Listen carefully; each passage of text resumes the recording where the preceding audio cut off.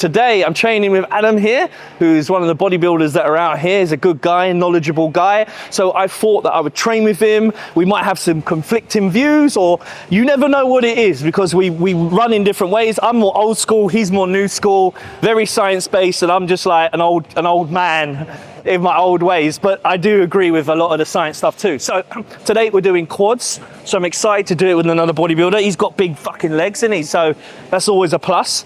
So we're gonna go through it. We might do some of the things I do, we might do some of the things you do. I don't know, we're just gonna go with the flow. So yeah, we're just gonna start with leg extension, because as you know, it's always good to start with a leg extension. Always get those knees warmed up. I will say it and say it and say it again. That's the first thing you should always do. You the same? Yeah, well, like Jason was saying, we're going for a quad dominant workout. I know he said new school versus old school, but I think at the end of the day, you got to find what works for you, and that's what we're going to discuss there, because clearly we're all trying to get at the same point, right? Be jacked, be lean, but there's many pathways there. Sure, there are some principles which I think apply to everyone, but at the end of the day, you got to figure out for yourself. So hope you get some value out of this, and let's get into it. Yes. I don't normally train to techno, but it is what it is. Make me feel like I'm like taking loads of MDMA pills. Yeah, I feel like it depends what I'm training. Usually I prefer like what do you slower. like? You feel slower? Yeah, depends. I can do anything. I can do metal, hip hop. That's another thing that like it's controversial work, or not controversial, but I don't really like to have headphones in. I don't really train to music. You do? Depends. Sometimes I train with no music, sometimes I train like, yeah, it really depends. If I'm training with someone, obviously no music. Yeah, when I'm with somebody, I tend to get the ump if they got headphones in. Yeah. Because I'm like, you're not in the room. Yeah. Do you know what I mean? No, you can't train with headphones when you train with someone. But that's another tip for you guys, okay? If you're in the gym and you're training with somebody, I feel it's rude if they got headphones in and you're not. It's like, for me, I want to be hyping them up. Obviously, we're just warming up, but as we get into the session, yeah, I want to be more like, come on, let's go. You know what I mean? You want to feel the atmosphere. You want to feel the connection, the you know, the bro kind of pushing each other. And if you've got headphones in, and like somebody else has got headphones and you're not, it feels like you might as well just train on your own, mate, because you're not actually with me. That's how I feel. Well, you can't listen to cues either. So if you train with someone and you're trying to make adjustments to your technique, what you're doing, you can't really listen to what they're saying if you got headphones in. So yeah. So it's like you're not in the room together. You might as well just be separate. So what I do for leg extension first, which I'll go back to, I used to always do this, is I build up in weight and then I do a drop set last. For me, that's really gonna get, you know, get the blood into the muscle, kind of exhaust the muscle already. So when we go into a pressing movement, I won't need to go as heavy. Still heavy, but it's safer on the joints. So for me, if you pre-exhaust your legs first, get the blood in there, whatever you do after, you're going to get more out of. You feel the same? Is that what you do? Yeah, 100%. So I'm a big fan of pre-exhausting. In fact, this is one area we probably train the same as. Yeah, the whole concept, as Jason was saying, is that you basically fatigue the legs so you can get the same stimulus out of less load. Because if you're getting the same stimulus, but you're using less load, arguably that's easier on the joints and connective tissue. So when you're doing a hack squat, your leg press after that, you're gonna have less systemic fatigue, less joint fatigue, which means you can just train longer and get better growth in the long term, I think. Exactly. So, and you know, the older you get, the worse your knees get. And mine ain't too bad for 40. With some big teardrops on you there, look at them. That's all I got, teardrops. Fucking massive. They're big, man. I need to get more out of sweep. Well, that's what I concentrate on mostly. So today you might get something perfect, something different. That's pretty much all I train, out of sweep. Good. I like these tri-target out of sweep. 4. Let's go. 6. Good. Squeeze a bit more top. 2. Squeeze. 3. Squeeze. 4. Come on, let's go. 5. 6. Good. 5. Good. 4. Like we said we was gonna. And this is what I do when I start legs. I don't set a number on my first exercise. I just go by feel, how strong I'm feeling, making sure I'm warming up enough. And then when I feel like, oh, this weight's a decent weight, then I'll kick in with the drop set. That's how I like to do it. Do you do the same, or you? Yeah, I mean, or do you set numbers and that's all you do? I work in specific rep ranges, and I just try to train to what I perceive as like mechanical failure. Yeah. Around there, with isolation work like this, Yeah. I'm probably less concerned about progressive overload. Not that you shouldn't be progressive. Oh, things, yeah. I care more about like The pump. the pump. I care more about is my like compound movements going. Is my leg, if my leg press is increasing, you know, training session to training session, Yeah. I care more that if I've done a couple extra reps on the leg, Yes. on the leg extension. Yes, it's all important, but I think your compound or larger movement should be the focus when it comes to progressive overload, if you're not tracking everything per se. So for me, the way I look at doing legs is more reps is better. The legs are designed, the fibers are different to your chest or your back. They're designed to walk. You believe the same, or is this something that you're not really, you don't feel? For me, I think it's individually specific. Yeah. So the sciencey term is stimulus to fatigue ratio, where certain people, our good friend Aaron, he likes low rep ranges. Heavy weight, heavy load, low rep He's ranges. got that body type though. He's got the Yeah. what's the word? The ectomorph? No, the ectomorph. He's just thick as set. The man has bones and joints of steel. But for him, he seems to respond well from lower rep ranges. Yeah. Whereas myself, and I think you quite the same where medium to high. higher rep ranges feels better on my joints. I get a better pump. I get better stimulus from it. Yeah. So I think it's all that, you know, it depends. Yeah. Kind of grey area. Yeah. Where if I dial it in for you specifically, if you're finding that you're doing heavier reps, Yeah. and your joints are getting really fucking sore, try a higher rep range. We know we can build muscle in a really large rep range. Yeah. So So what basically, yeah. So I think similar, depending on your body type, how you look, your joints. Me, I have little joints. I'm not a naturally big person. I'm not like in, right? I'm small, dude. My bones are small. So for me, just pounding heavy weight, it's never going to be the ideal kind of scenario for me training wise. So for me, I'm still strong. You know, you'll see today, I'm strong, but I like to keep those reps high for legs because I feel like they really stimulate my legs a lot better. So, right, so drop set now, let's go.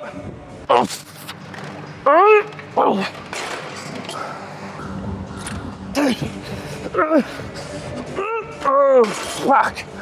One last one.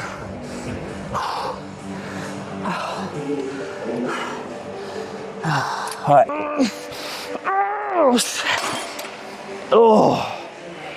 Oh, that weren't easy. 10, let's go, 5 more. 1, 2, 3, 4, 1 more, 5. Good. 4, 5, let's go, come on. 6, halfway, 7. 1, 2, what did I do? 2, let's go. 3, 4, 5, good, now they're burning. that was good. Okay, so legs are really pretty exhausted, really warm up. So, I mean, probably won't need much load to get a low stimulus for our next one. No. What are we going I mean, we're gonna do a V squat because it's really good here, right? Yeah. So what we're gonna do is we're gonna target that sweep, Yep. then we're gonna do a leg press. Okay. Yeah, happy with that? And then we probably go into a single leg lunge. Oh, yeah, that's good. Yeah. And then we're abductor, I mean. Have an adductor machine. Can I do that? Yeah. Over there. Sick. And then calves to finish. Is that good enough? Yeah, four quad, abductor, calf. It's enough, huh? More than enough. Now we're gonna go into the first compound heavy movement, and then we're gonna go into intensifier, which will probably do leg press cluster set, which I'm sure Adam won't enjoy, but we're gonna do that. So that means we don't have to concentrate on loads of load. It's more about keeping the weight medium, but doing like 30 reps a set with 10 seconds break in between each 10 reps. Really works, gets the blood there, the uptake of nutrients, and allows that volume in the muscle without really hurting your joints and just causing, because if you just do heavy, right, it's not gonna help you. It's not gonna get you better legs. And when I've just done straight heavy sets, I don't see as much growth as when I do volumizing and more intensifiers. Are you the same, Adam, or what would you normally do? Yeah, for myself too, again, I think it depends on the specific exercise, like we were just chatting about previously, where a lot of us built up to really heavy squats. And yeah, don't get me wrong, squats 100% can build your quads, can build your legs, but it comes to a point where the stimulus you gain to the muscle is not worth the fatigue you gain to your lower back, your joints overall, and the movement becomes less effective you are. So it's almost like when you're a beginner, yeah, those compounds, free weight movements like squats are fantastic. But as you become more advanced and more muscular and you can move heavier loads, you can basically damage yourself a whole lot more. That's where I find you start shifting to machine or more supported movements, like the V squat, like a leg press, like a hack squat, where you can focus more on the stimulus to the muscle without as much fatigue to the joints, like a free weight movement. So yeah, I agree with that too. I've always been higher rep ranges myself because that's what I respond well to. But at the end of the day, like we said, you kind of have to try things. There's no shortcut to being, okay, if Jason does this, I'm going to copy Jason exactly, and it's going to work out. You can try it and then see for yourself. That's definitely right. That's definitely right. And for me, the first few years of building that kind of like foundation work, yeah, do the squat, the 3-bar squat. Yeah, great, right? You're trying to build all the supporting muscles, all of the kind of like, everything that supports you doing that movement. Once you've got that, you then need to kind of like be a bit cleverer with your training. And then you really get into bodybuilding. Do you know what I mean? Now you're starting to chip away and looking at your physique with a certain amount of muscle. Okay, I need more of this, I need more of that. And it needs to be more like envisioning your physique and where it can go, and don't live in the clouds. You can't be somebody else. You have to look at yourself, envision how you're going to look in the future, and kind of sculpt that with the style of training and the type of movements that you're doing. That's where the kind of the art of it comes in, you know? I think to finish that off, I think as a beginner you should learn fundamental movements. You should learn how to deadlift. You should learn how to squat. You should learn how to bench, because these all have carryover. Like almost all pressing movements, the setup that you do for bench will be quite similar. Retracting the shoulder blades, pushing the chest out, pressing, okay? Same thing with the deadlift. All your hip hinge movements will have some carryover there. Same with the squat. All your axial loading, all your squat patterns can be based off a free weight back squat. So if you learn those fundamentals, then you can carry them over into different movements with good technique and ultimately progress as you get more advanced. So whenever I go on to the first kind of heavy compound movement, I still take my time. It's always in the first 2 exercises, I take my time with it. I don't just go in with heavy weight straight away. After this, you know, you're warm, your joints are warm. You don't really need to overthink it and keep doing like as essential, like you could call this a warm-up set, because it kind of is. It's not really heavy, but it's like getting you used to that kind of movement pattern, feeling the movement, especially for Adam. He's not used this one before. So this is what I said to him, like he likes to face forward on V squats. We were just having this conversation, but with this, which I get what he means. A lot of the machines you go into, they don't feel right. They put pressure on your lower back. But for some reason, this one, the hammer strength in it, yeah, hammer strength, it doesn't. It's a really good machine. So, but I still like to take my time doing the first compound movement. I don't like to just rush into it. 2, 3, 2, good. 3, good.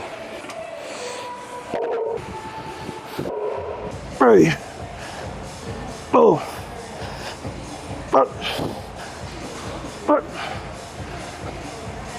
Okay, so I'm gonna do the V squat here. I prefer facing towards the machine. There's a couple reasons for that. At the end of the day, I will say there's a lot of individual preference, whatever gives you the best stimulus. But for me, the reason why I like to face towards the machine is, one, I feel like I can keep a more neutral spine and more upright, which puts less tension on my lower back.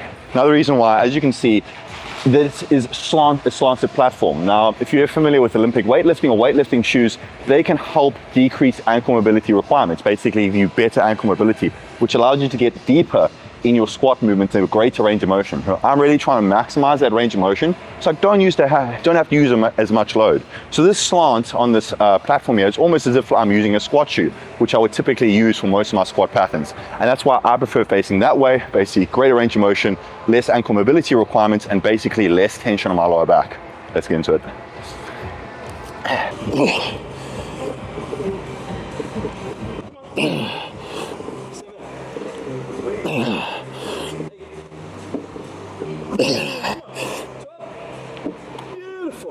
Fuck. Jesus, fuck. Woo. That was good. Okay, so sometimes we didn't plan on doing a drop set, but sometimes, you know, you just got to say, fuck it, let's just go for it. So what I'm going to do now, drop set this baby, yeah?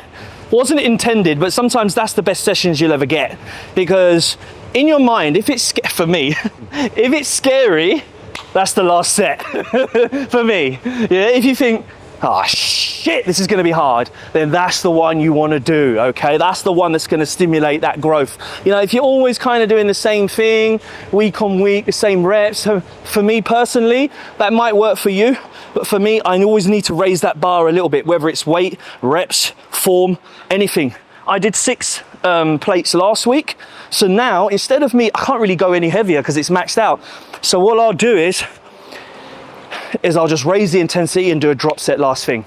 Why the hell not? Why the hell not, huh?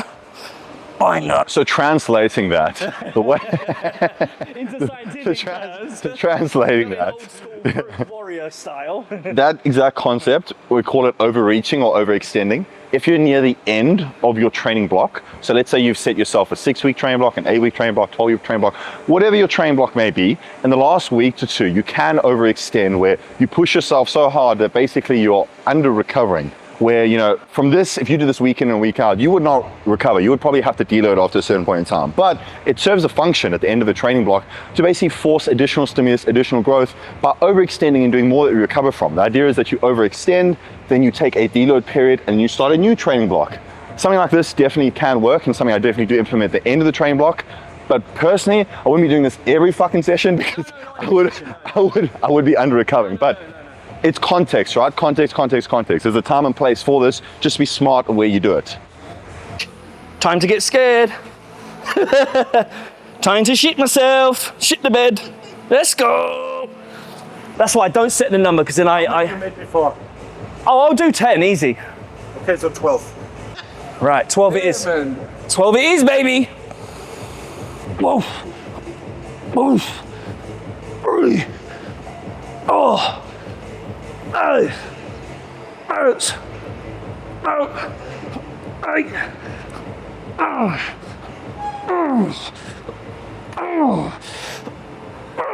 12. Oh, oh,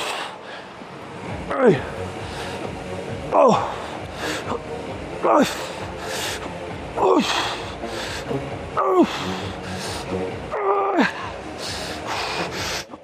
oh, 10. Oh, let's go. You got this. 2, 3, 7. Come on. 8. Let's go. 9, 10. 2 more. Come on. 6, 7. Let's go. Come on. 8. Good. Come on. 9. Beautiful. Let's go. 10. Yes. Nice fuck.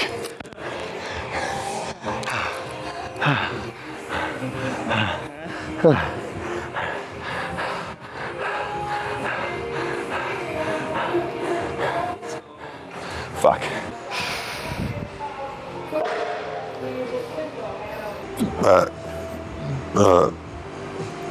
No, so now we're going into leg press, right? Not heavy, but we're going to do a cluster set.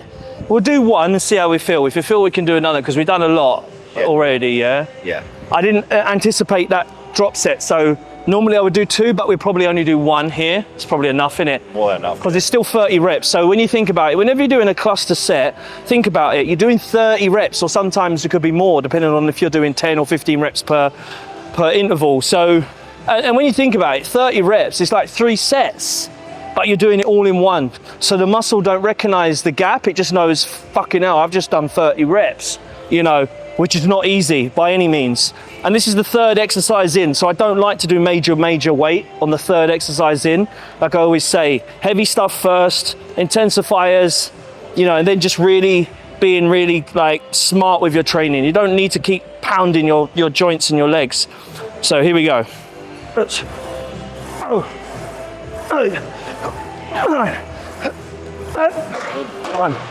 2, 3.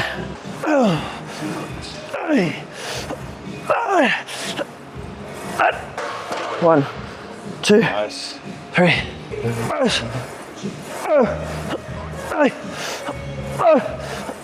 10. Hey. So yeah, backing on what Jason's saying, I do agree. Like usually doing the end of the workout, I like to run intense modifiers, bio reps, drop sets, cluster sets, reps and pull sets. Generally, we're so fatigued from our heavier, heavier exercises or heavier loading exercises that generally you don't want to put that much stress into the connective tissue. So it's a good way to approach it mechanical failure without actually destroying yourself. That being said, you can also do the opposite on pre-exhaust with a cleansing modifier and go lighter on a 10-pound movement with a heavier load. Again, it's about how you program your workout with your goals. Okay, this is something where we're both in an off-season phase. We're trying to grow as much tissue as possible, so we're trying to get as much stimulus as possible. We're not trying to retain muscle, we're trying to grow muscle with things. So progression, and just get as much. And a bit of your fitness level too, right? Yeah. Because that's how you can raise the intensity and the progressive overload, yeah? It's not just by weight, it's intensifying it and doing more reps. But trust me, you'll notice your fitness levels doing this because it feels like I've just done a run. Yes. So that's the reason why you should be doing cardio year-round, generally. Like, if you're finding that you're gassing out on your exercises, you probably need more endurance. So don't think about, cardio's going to fucking kill my gains. I mean, I hope that myth has been killed by now, especially if you're fucking using anabolics or any sort of PEDs. You're not going to lose muscle by doing it with And low intensity cardio is not going to kill your gains. Exactly. You need good cardiovascular fitness so you can do these higher rep sets. So you can basically, not have your cardiovascular system being the limiting factor in the gym. If you're gassing out before you're reaching mechanical failure, you're really just training your cardiovascular system and not your muscles. And in which case, get on the fucking treadmill and get your heart rate up and stop being a lazy piece of shit. Or bang your missus more. All that. Or go to walking speed. Or if you're ugly, soy 6. Because it's cheaper and you don't need to be good looking there. Let's go. Oh, good. 5, good. 6, let's go. 10, good. Pause. 10, 9, 8. Nice, come on. Oh, one more. Beautiful. Yes. Been so busy all week with sign-ups and being busy. I've had 7 people join up this week. That's awesome. Yeah, some weeks are like that. Some weeks are good, some weeks are bad. But I feel like where I've been more consistent in the last 2 months, it starts paying off later. Like what I do now, I start to see the benefit of it at a later date. And it just shows you the more you do, the better it becomes, right? And if I do get lazy some weeks, we all sometimes get lazy, especially in Pattaya, mate. You can get lazy. I agree. It's a really nice lifestyle here in Thailand. I would say lots to do, lots of fun things. But I would say with everything, you've got to be consistent. So based on what Jason was saying, your social media, your business, your training, your diet, consistency is key. Even if you don't have the most optimal fucking program that you've dialed down to the T, it's going to be better than someone who's optimal but not consistent. Even if you're doing the most fucking bro science outdated shit, but you're consistent, you'll make more progress. That's my opinion. No, it is, and nothing beats that. I mean, there's no 100% best way to do anything. I agree. There ain't. You may hear these guys on the internet, Instagram saying the best way is to do this. Listen, the best way for me is the way that you enjoy, and you'll go into failure. And whatever failure that is, you're enjoying your training. You will get the most out of enjoying your training than instead of doing something that you're like, oh man, I don't like doing this. You're just not going to get nothing out of it. The mind, the body, the soul are all one, And if your mind is happy and you're enjoying your training, the body will respond with it, So don't be too clinical and over the top, analyzing every detail, because you'll see it nowadays, which you train hard, but you'll get a lot of these guys that come into the gym now that want to do all this completely perfect stuff, but they've got no muscle. And I'm like, bro, do the hard stuff, get the heavy shit out of the way, build a foundation and then worry about the detail and all of these, perfectly moving my scapula and all that nonsense, I mean, that works, yes, but for somebody that has a bit of muscle, where you've got a bit of muscle, now you want to refine it, okay? So stop worrying about the small details, get in the gym, train hard, enjoy it, build some muscle, and then worry about that at a later date, because there'll always be something you can work on at a later date. But when you first get into the gym, let's build some muscle, man, because I see it too many times. You see a skinny dude doing all this stuff that I don't even do, and I'm like, bro, you're going to be there for years trying that. You're going to be there for years. Stop with the rubbish, go a bit old school, lift some heavy weight, eat a lot of food, and enjoy your time, man. Stop worrying about details. Details. No, I definitely have to agree with you. I mean, you say myself, I hate to use the word fucking science, evidence-based. I don't know, whatever you want to call it. But at the end of the day, 90% of my training is basic fundamentals. I'm not doing a lot of hyper-specific things. Is there a time and place for a super advanced athlete to do something very hyper-specific in the Yes. training? Yeah, sure. Of course there is. But if you're fucking 180 pounds, if you're 70 kilos and you've got not much muscle mass on you, the basics are going to fucking work. Yeah, You don't need to go hyper-specific, No. scapular pull down to target your lower lat or whatever it is. Yeah. You have no fucking lats. Yeah. Go do That's what I'm saying. Go do a basic movement, get on with it, and progress with it. And same thing what you were saying previously. Yeah. I think that's one thing that's definitely been overlooked these days, and that I guess it's quite commonplace to be so focused on chasing. What is the latest piece of research? What is the latest exercise that's supposedly going to be that much better? To be honest, I think the majority when it comes to training, we have it somewhat pretty figured out. And everyone's trying to reinvent the wheel. When realistically, no one really wants to hear that it's going to take a long time. It's going to be fucking hard. You have to be consistent. Because you can't sell that. You can't market that. I can't tell you, hey, this is the best lat exercise, which you need to do. And if you're missing out, you're not. No, I'm going to tell you, choose a lat exercise you like, stick it in for a few training blocks, progress with it, eat in a surplus and train hard. That's 90% of it. I'm sorry, I can't sell that. No. That's why you're not seeing a very hyper-specific video. And I believe like this is a competitive game, right? Everyone is competitive. Everyone wants to be the best, right? So the same with coaches. Coaches want to sell the best product. They want to sell the best training programs. They think they know it all, and they probably know a lot. So does everybody, yeah? But like he just said, the basics always work. Get into the gym, train hard, eat the right amount for food per you, and you do need education from that. You do need a coach like me and Adam here to be able to make sure you're doing the right thing for you and you're not guessing in the wind, because there's so much misinformation everywhere. I always get clients come to me and they go, man, there's just so much information, I don't know which one to pick. Well, that's what you need a coach for. Okay, there is no perfect one way to do something, but with working with a coach, we will find out what works best for you. Yeah, and then you get the most out of your training, and at least you know what you're doing and you're on the right path instead of going around in circles and never getting anywhere.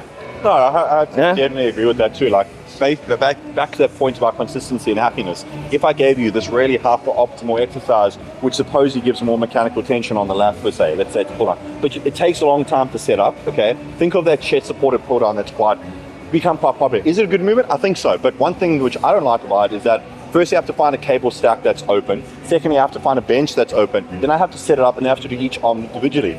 Does it give me a good pump and it's a good stimulus? Yes, but it's a pain in the dick to set up, and I find it difficult to be consistent with it. So instead, I just do a close grip lat pull down because I can do that consistently. It's efficient and it still gives me good stimulus. It might be slightly less optimal, but I can do it more consistently and I enjoy it. So for me, I think that's going to be better in the long term than always trying to scramble to find a bench to do a chest supported, pull down, as opposed to what I enjoy and I can do consistently. So take that as what you will, but enjoy your training, and sometimes overthinking it can be a bit too much. Yeah, you overthink, you never get anywhere. That's what I say. All right, and on that note, we're over talking, we're overthinking, and let me do some fucking sets. You're trying to get some legs here. All right, let's go. All right, so now I'm going to do a single leg lunge, but on the machine. For me, this is good. Yeah, you can do walking lunges, that's great, but it gives you a bit more break in between each leg. For this one, you're gonna get constant tension, just like some people do on a bicep. They do one arm at a time. Like Phil Heath used to always do that, and he had one of the best arms. So, but I do it for leg as well. So what we do is get in the right position, okay? Come down, oh, actually, this one, down. 1, 2, 3, 4, 5.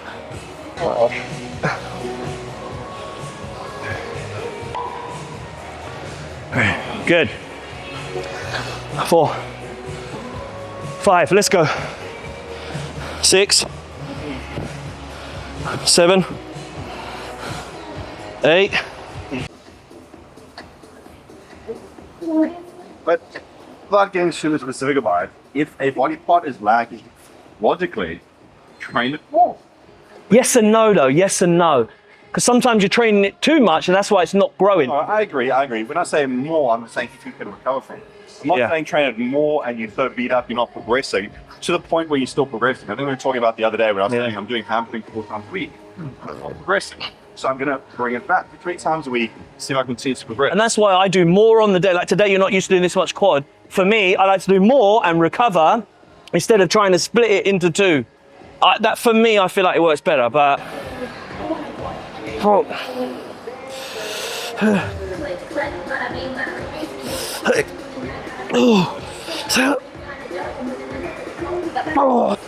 Abductor, we're doing this, we're getting through it. It's all about the squeeze when you're doing this movement. So it's not about rushing it. You know, we can all do scissors and just keep going wow, wow, wow, all day. You need to really concentrate on the contraction, slowing down, getting the stretch, and then going squeezing again. So it's a very important movement to do. It's not just a female movement, guys. I always say this, it's not, if you're bodybuilding, this is a must. You know, you're gonna want that part of the leg to be developed. And I see people rushing it. So do not rush this movement. Make sure you're really contracting, stretching, contracting, and not rushing it. No point of rushing it. It's not gonna be a benefit to you.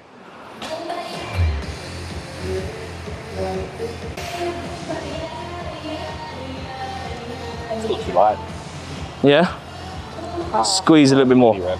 So sometimes you have to just adapt and change depending on what machine. We've just decided that this is not heavy enough. We can't put any more weight on. So what we're gonna have to do, we're gonna have to intensify it. So now we're gonna do a rest pause. A rest pause is not a drop set because you're not dropping the weight, but you're doing as many as you can, stop for 5 to 10 seconds, however long, even 15 seconds, and then go again and do as many as you can. And you can choose to do that twice or 3 times, or even 4 if you want, it's up to you. But it's a rest pause set. So now we're gonna get this. It's just gonna make it a lot harder because we can't put the weight up. So we're gonna have to do something, you know? I have to do something. All right, let's go, let's go. 1, 2, 3, 4. Perfect music for this workout. If you wanna be my lover. Oh. Yeah, this will get you pumped up. 2, squeeze more, come on. 3, squeeze, good, that's better. Doesn't have to be 3 seconds. Squeeze, good. Good.